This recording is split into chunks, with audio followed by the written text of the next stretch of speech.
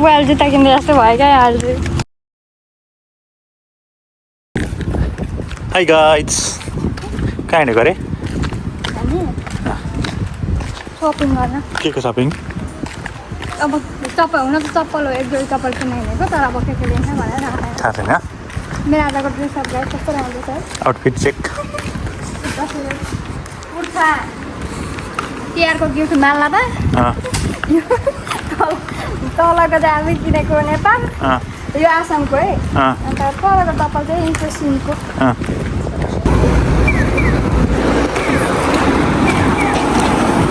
गरेको चाहिँ के हो र?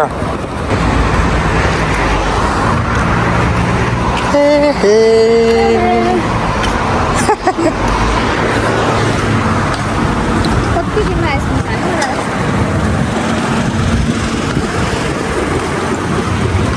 खै कस्तो भइसक्यो?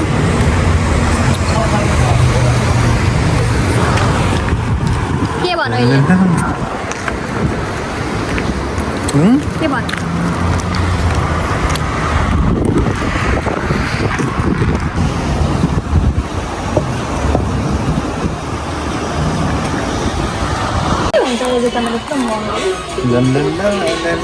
जुत्ताको दाम अरे? मलाई त यो कस्तो मन पर्यो। जुत्ता राम्रो छ नि त, दाम पनि बाबा छ। अहिलेको चप्पलको दाम खिच्नु पर्ने नि बिजनेस।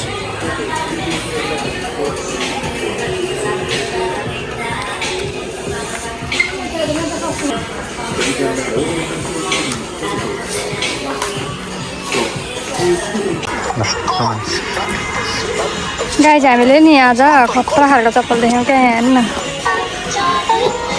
पिरा पिरा खालको रहेछ यो त, झन् नि ठ्याक्कै पिरा जस्तो। कसरी लाउनु होला यस्तो चप्पल चाहिँ? यसको प्राइस हेर्नु ल कति छ, 2750। यहाँ हेर्नु न, मलाई हाँस उठ्यो चप्पल देखेर चाहिँ। हामीले चाहिँ 2 जोडी किन्यौँ जुत्ता ढोरै।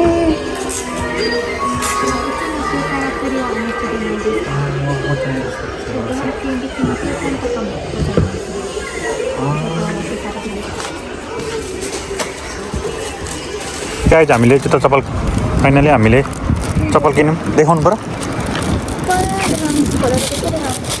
पर्दैन देखाउनु ल।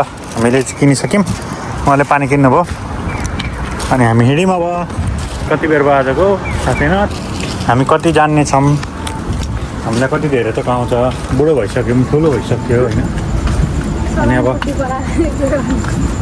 अनलाइनबाट सामान किन्दाखेरि सानो ठुलो आउँछ भनेर चाहिँ हामीले आफै आएर पसलमा हेरेर नापेको पनि सजिलोको लागि।